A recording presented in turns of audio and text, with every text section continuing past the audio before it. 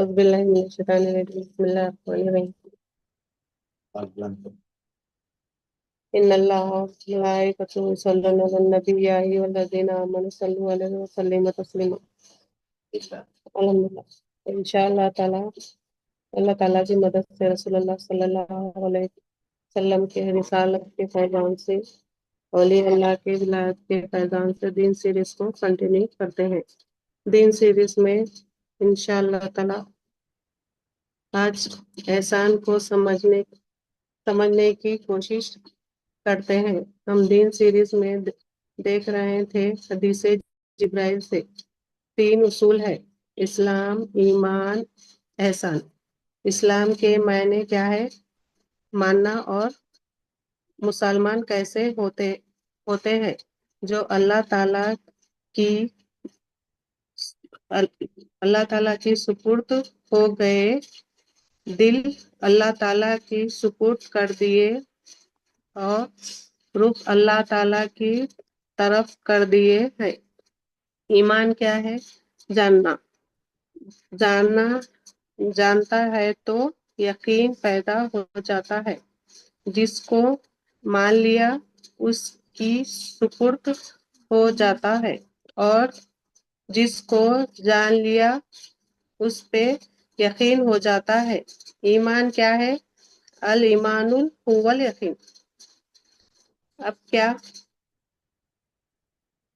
اب احسان کیا ہے؟ جب یقین کامل ہو جاتا ہے تو مان لیا، جان لیا، سپرد کر دیا، یقین کر لیا، اب دیکھنے لگتا ہے اس کو جو مانا تھا، جس کے لیے سپرد کیا تھا، جو جانا تھا، جس کا یقین ہو گیا، اب اس یقین کو دیکھنے احسان ہے۔ اب یقین کو دیکھنا احسان کیا ہے؟ جو نبی کریم صلی اللہ علیہ وسلم نے ارشاد فرمایا ہے احسان کے بارے میں، تو اللہ کی عبادت ایسی کر گویا کہ تو اللہ کو دیکھ رہا ہے۔ اگر یہ نہیں کر سکتا تو یقین رکھ کہ اللہ تجھے دیکھ رہا ہے۔ اسلام کیا ہے؟ مان لیا، مانتے کی ثبوت ہو گیا۔ ایمان کیا ہے؟ جان لیا، جانتے کی یقین ہو گیا۔ اب جس کو مان لیا تھا، جس کو جان لیا تھا، اب دیکھ کر عبادت کرنا اس کی، یہ یقین ہے۔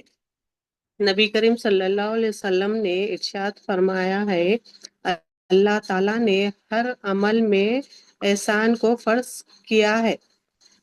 مانا ہوگا تو جاننے کی طرف آئے گا، جانا تو یقین پیدا ہوگا، یقین پیدا ہوگا تو دیکھے گا یا دکھے گا۔ سڈنلی احسان پہ تو نہیں آ سکتا۔ پہلے اسلام ہے، پھر ایمان ہے، پھر احسان ہے۔ جب یقین پیدا ہو جائے گا تو پھر کیا پیدا ہو جائے گا؟ کَأَنَّکَ تَرَاہُ، یعنی مشاہدہ پیدا ہوگا۔ یا تو پھر کیا پیدا ہوگا؟ فَإِنَّهُ يَرَاكُ، یا مراقبہ ہوگا۔ اب ہر عمل میں فرض ہے یہ، ہم جو عمل کر رہے ہیں اس میں احسان ہے کیا؟ دیکھنا، اور احسان سڈنلی نہیں آتا، اور ہر عمل میں فرض ہے۔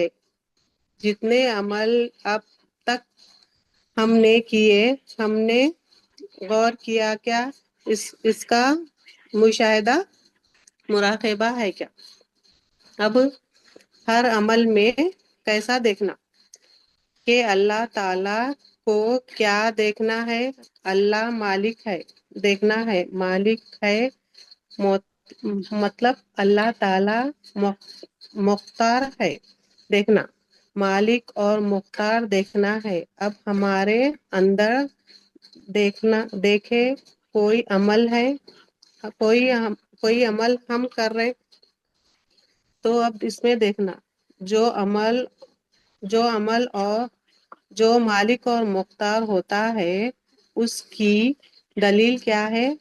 ان بولتا یہ میری مرضی ہے، یہ میرا حکم ہے۔ مالک اور مختار جو ہوتا ہے ان اپنی مرضی رکھتا ہے، اس کے اپنے قانون ہوتے ہیں، ایک ہے تو حکم ہے، ایک سے زیادہ ہے تو قانون ہے۔ جو مالک ہوتا ہے اور مختار ہوتا ہے ان نے اپنا حکم رکھتا اور اس کی مرضی ہوتی ہے۔ اب ہم دیکھیں ہر کام میں مشاہدہ مراقبہ رکھتے رہتا، اگر دین کی تحت ہے تو کامیاب ہو گئے اور اس کو نہیں سمجھے تو دنیا ہو گئے۔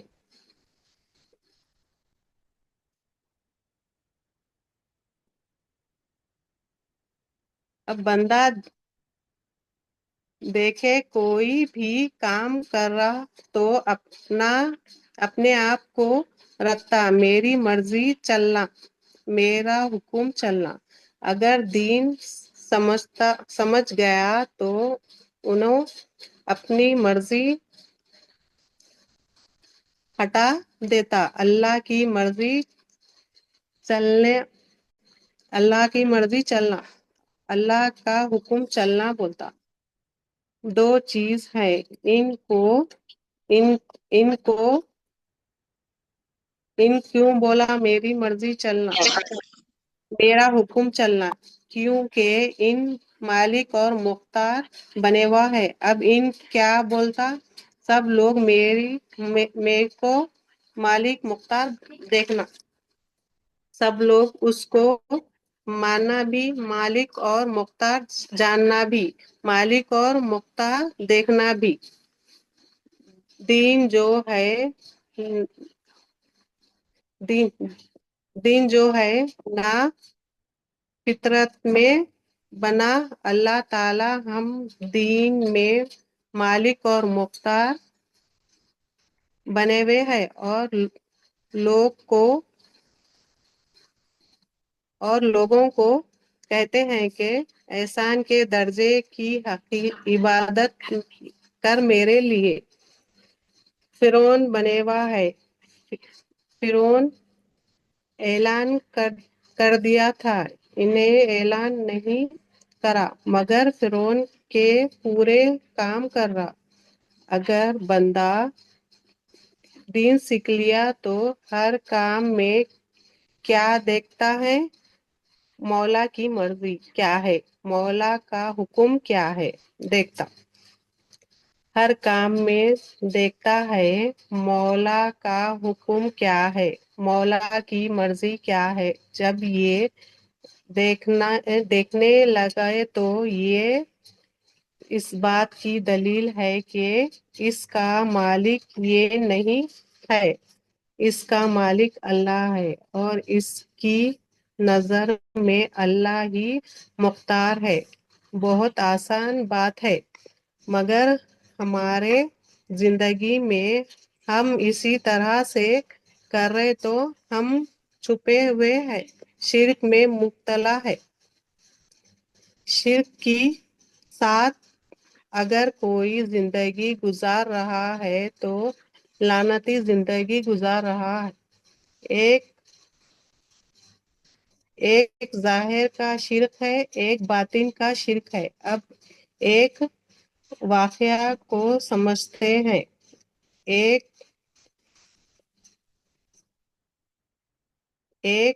ظاہر ہے ایک باطن ہے، ایک باطن کا باطن ہے، یعنی اسلام ظاہر ہے، ایمان باطن ہے، باطن کا باطن احسان ہے، چھپا ہوا ہے وہ تو اس کے اندر چھپا ہوا ہے ایمان ہے یا چھپا ہوا شرک ہے۔ بہت ہی گہری بات ہے۔ حضرت عبداللہ بن عمر رضی اللہ تعالیٰ عنہ نبی کریم صلی اللہ علیہ وسلم کے محفل میں بیٹھے ہوئے ہیں، دروازہ لگے ہوا ہے مسجد نبوی کا، کوئی کھٹکھٹایا، نبی کریم صلی اللہ علیہ وسلم نے ارشاد فرمایا جاؤ دروازہ کھولو، یہ وہ شخص دروازے پر کھڑے ہوئے ہیں جو بغیر حساب کتاب جنت میں داخل ہو گئے۔ جا کے دروازہ کھولے تو انصار صحابہ ہیں، وضو کر کے وضو کا پانی ٹپک رہا ہے، آ کے بیٹھے ادب سے، یا رسول اللہ صلی اللہ علیہ وسلم ایک مسئلہ تھا، مسئلہ پوچھ کے چلے گئے۔ دوسرے دن پھر حضرت عبداللہ بن عمر رضی اللہ تعالیٰ عنہ بیٹھے ہوئے ہیں، وہی ٹائم پہ ظہر کے بعد پھر کھٹکھٹایا، نبی کریم صلی اللہ علیہ وسلم نے ارشاد فرمایا جاؤ دروازہ کھولو، وہ شخص دروازے پہ ہے جو بغیر حساب کتاب جنت میں داخل ہوگا۔ پھر جا کے دروازہ کھولے تو انصار صحابہ ہے۔ تیسرے دن بھی وہی بات ہوئی، نبی کریم صلی اللہ علیہ وسلم نے اور حضرت عبداللہ بن عمر رضی اللہ تعالیٰ عنہ بیٹھے ہوئے ہیں، پھر دروازہ کھٹکھٹائے، اب آپ نے حکم دیا جاؤ دروازہ کھولو، دروازے پہ وہ شخص ہے جو بغیر حساب کتاب جنت میں داخل ہو گئے۔ تین دن بھی وہی حالات میں وضو کر کے پانی ٹپک رہا، آ کے مسئلہ پوچھے اور چلے گئے۔ اب حضرت عبداللہ بن عمر رضی اللہ تعالیٰ عنہ دل میں خواہش ہوئی کہ ایسا شخص جو بغیر حساب کتاب جنت میں داخل ہوگا، 3 دن کا سرٹیفکیٹ ہے اس کو، بولے اس کا کوئی عمل ہوگا، میں ذرا چھپ کے دیکھتا ہوں۔ اب جاسوسی کس لیے ہے؟ جاسوسی دین کے لیے ہے۔ ہم جاسوسی کس لیے کرتے؟ دنیا کے لیے کرتے۔ جا کے بولے چاچا میرے والد سے تھوڑا مسئلہ ہو گیا، میں آپ کے پاس آنا چاہتا ہوں، بولے ٹھیک ہے رہو۔ حضرت عبداللہ بن عمر رضی اللہ تعالیٰ عنہ گھر میں بلا لیے، اب ان کو رات میں سو رہے، اب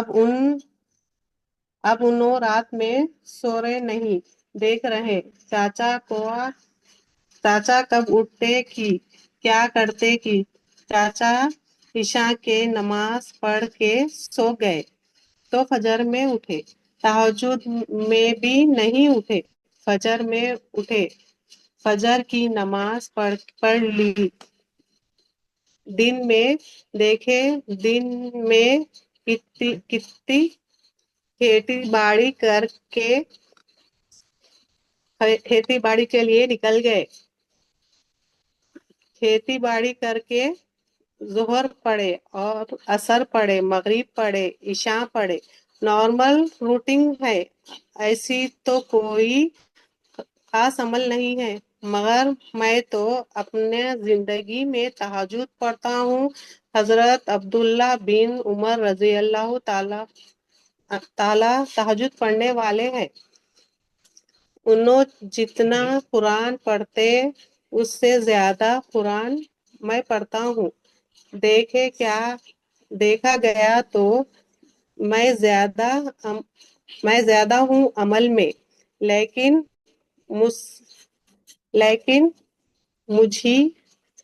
مجھے نہیں ملا سرٹیفکیٹ، ان کو ملا وہ سرٹیفکیٹ، بولے میں ہوں، اس لیے نہیں کر سکتے۔ 2 دن کنٹینیو کرے، 2 دن بھی سیم وہی معاملہ رہا، کوئی نئی چیز نظر نہیں آئی۔ تیسرے دن بھی وہی معاملہ رہا۔ اب بولے پوچھ لینا پڑے گا، جاسوسی کام نہیں آتی، ڈائریکٹ پوچھ لینا چاچا، میرا تو کوئی چاچا سے پوچھے میرا تو کوئی، چاچا کو بولے میرا تو کوئی لڑائی جھگڑا نہیں ہوا، میں تو اس لیے آیا تھا، نبی کریم صلی اللہ علیہ وسلم نے 3 دن بشارت دی ہے، وہ شخص دروازے پہ ٹھہرا ہوا ہے جو بغیر حساب کتاب جنت میں داخل ہوگا۔ بولے آپ کا عمل کیا ہے؟ بولو میرا عمل کوئی نہیں۔ چاچا بولے کوئی میرا عمل نہیں، چاچا کوئی تو عمل ہوگا، سوچ کے بولو۔ بولے بھتیجے ایک عمل ہو سکتا شاید، جس کے وجہ سے نبی کریم صلی اللہ علیہ وسلم نے بشارت دی ہوگی۔ کیا عمل ہے وہ؟ بولے میں جب صبح اٹھتا ہوں تو اپنے دل پہ نظر ڈالتا ہوں، اب دیکھے احسان کی درجے کی عبادت میں ہے آپ۔